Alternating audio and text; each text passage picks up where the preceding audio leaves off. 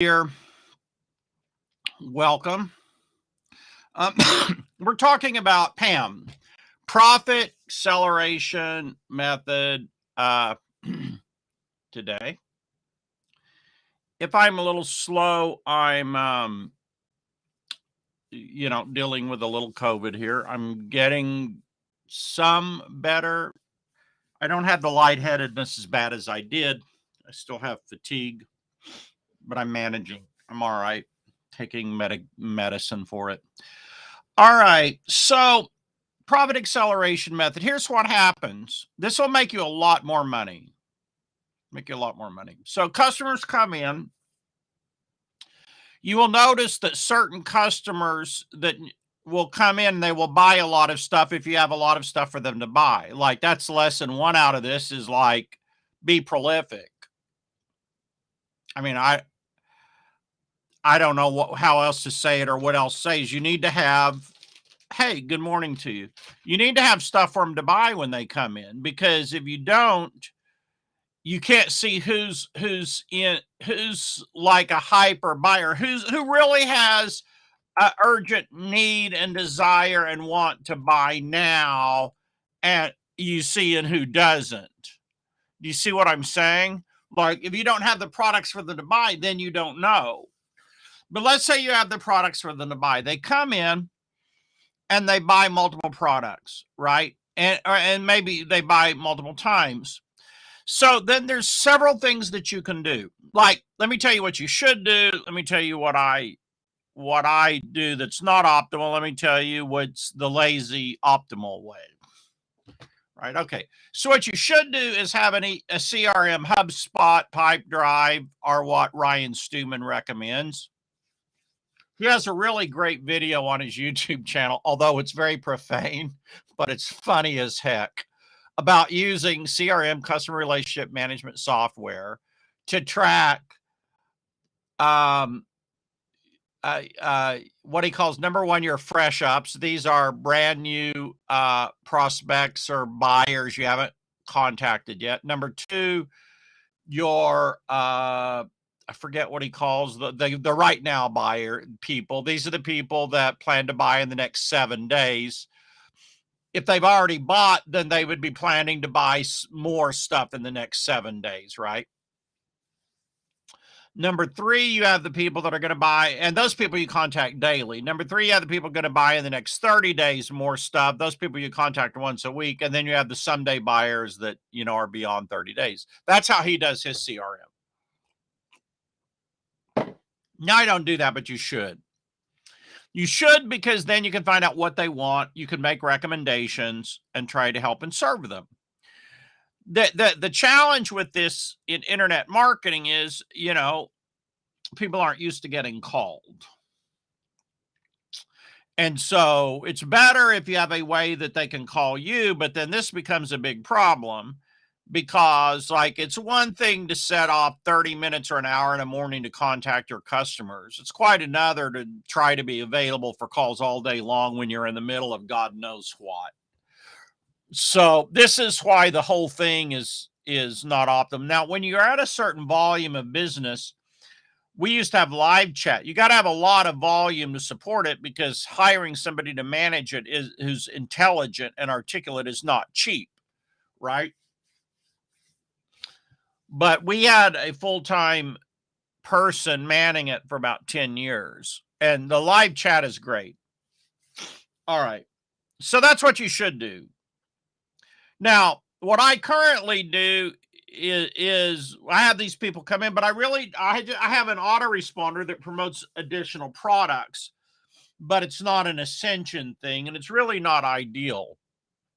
So number three brings you to the more ideal but lazy way to do it, which would be having some kind of a survey they take. And I've just bought survey software for this called Quiz Builder off of AppSumo.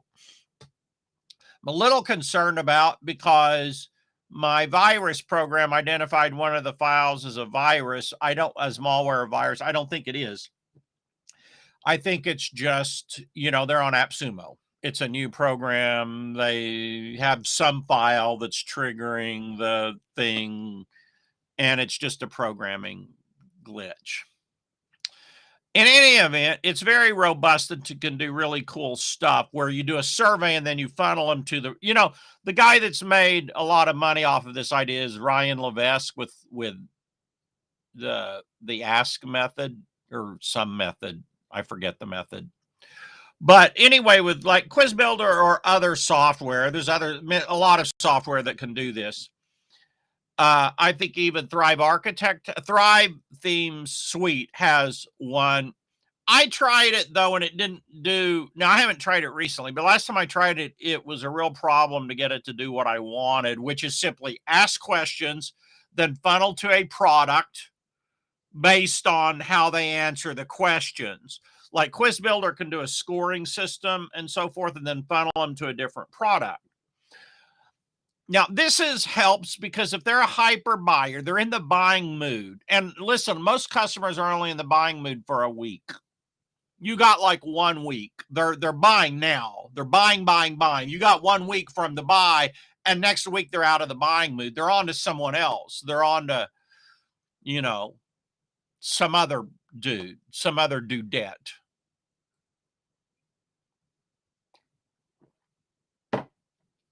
Or they scratch their itch and it doesn't itch anymore.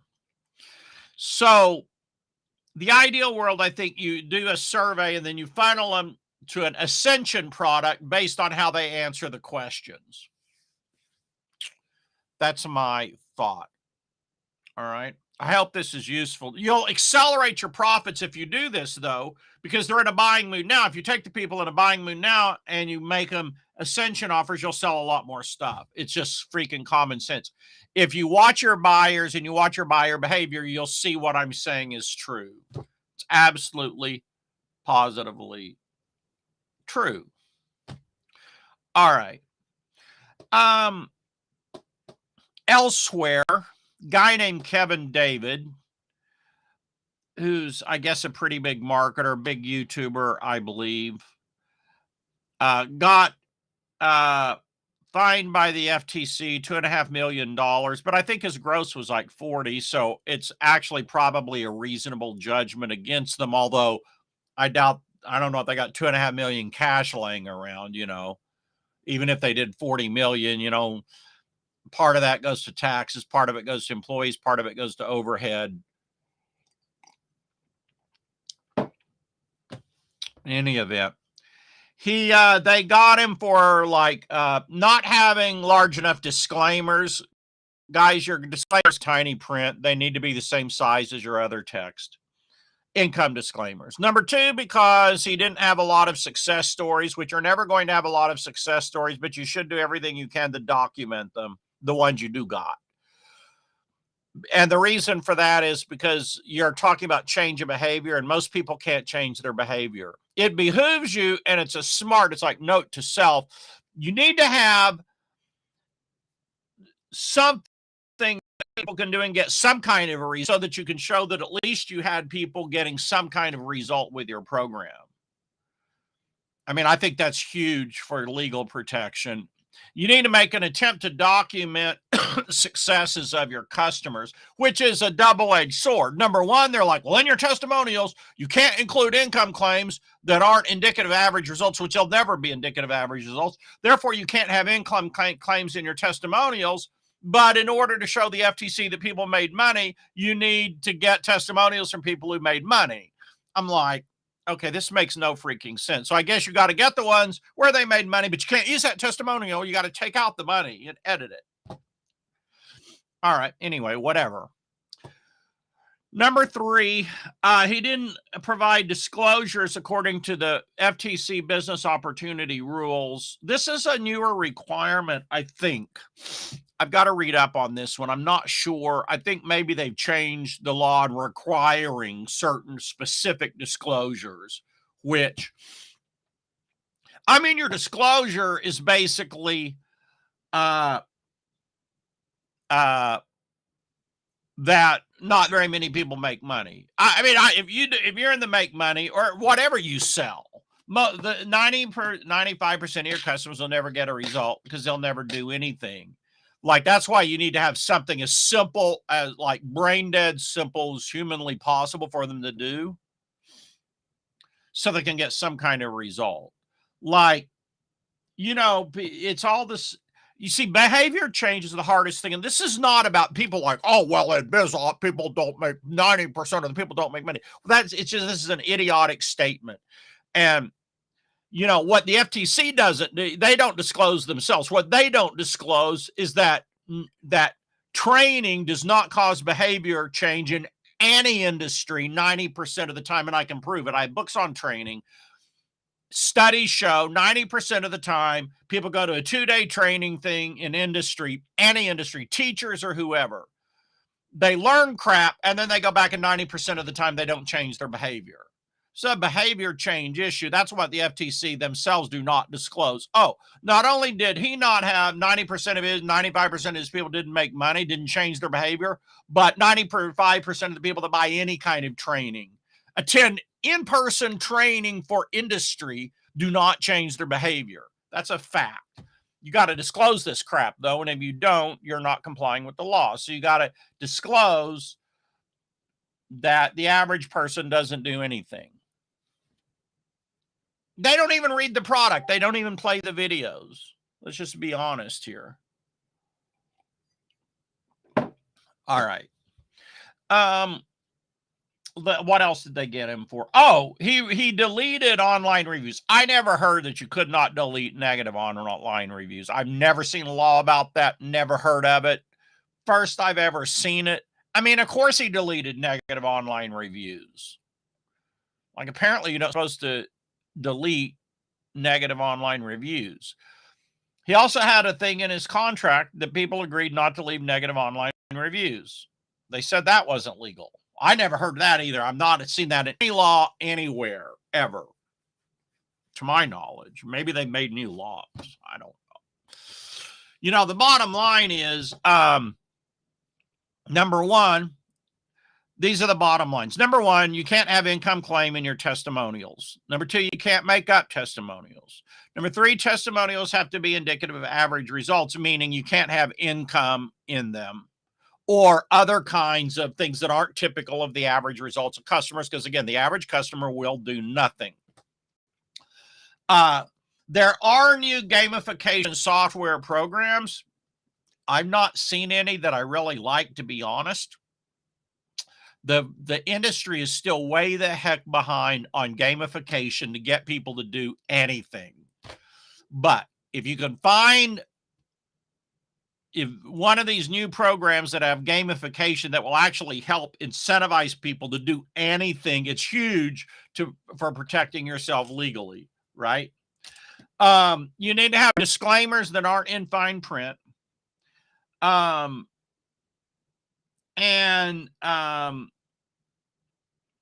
Do your darndest to make sure customers are happy and don't complain. Normally, the FTC is triggered when people get upset and complain to a state AG or the Better Business Bureau, and the complaints pile up, and then that alerts the FTC. I actually don't know if that was the case with Kevin David or not, if he had a lot of complaints.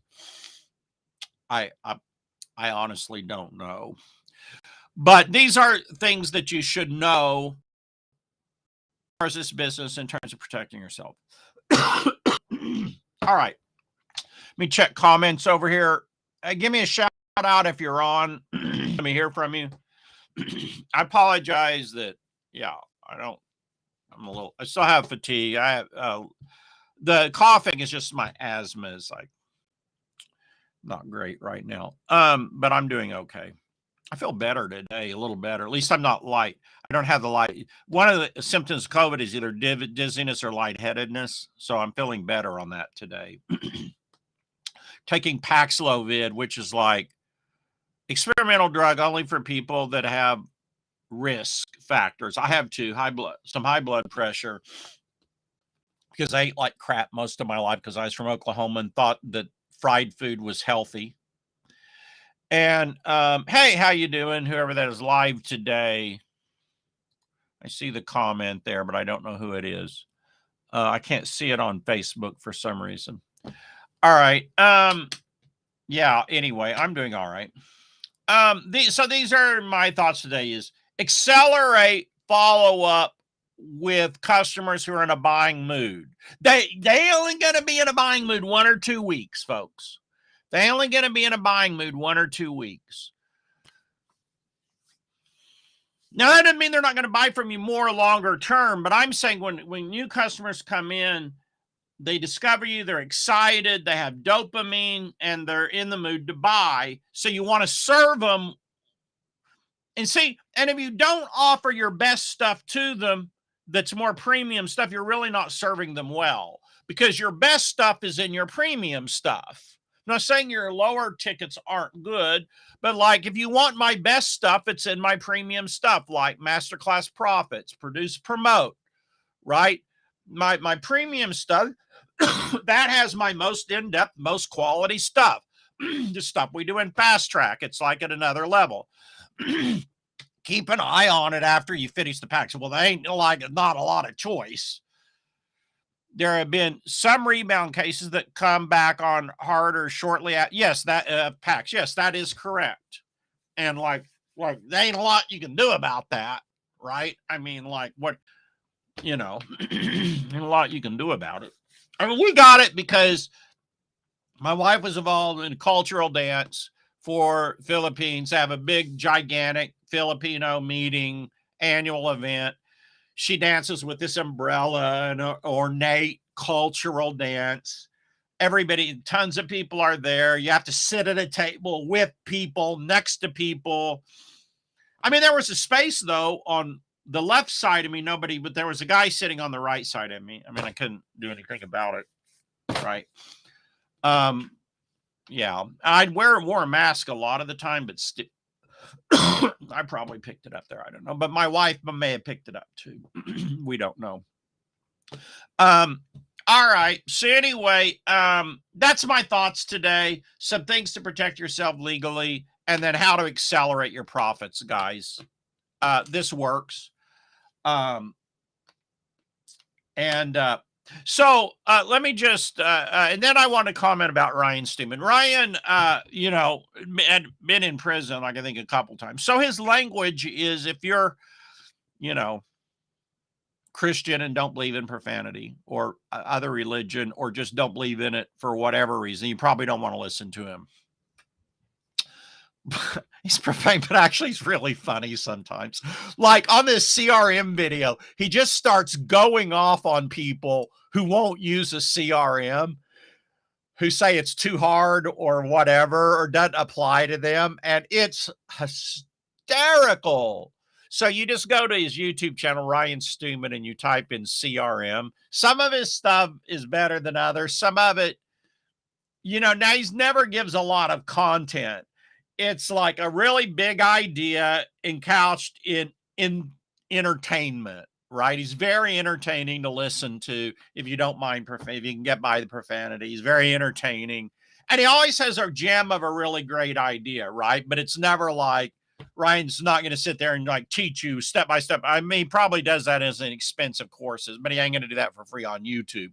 His YouTube is about entertainment. But he always has a really good big idea. Like he dropped a bomb in the CRM about follow-up, about how he always changes the method, the time of contact when he follows up. Is really good gem about follow-up. So, all right, guys, this is it. Guys and gals, y'all have a great day, and make it a great day. Follow up, I'm going to use Quiz Builder. It's called Quiz Builder. It's on AppSumo right now. It's a great deal. It's a great offer, right? It's a great offer. But the thing is, you had to join AppSumo Premium, $100 to be able to get the survey software for like lifetime for like $69, which is a steal.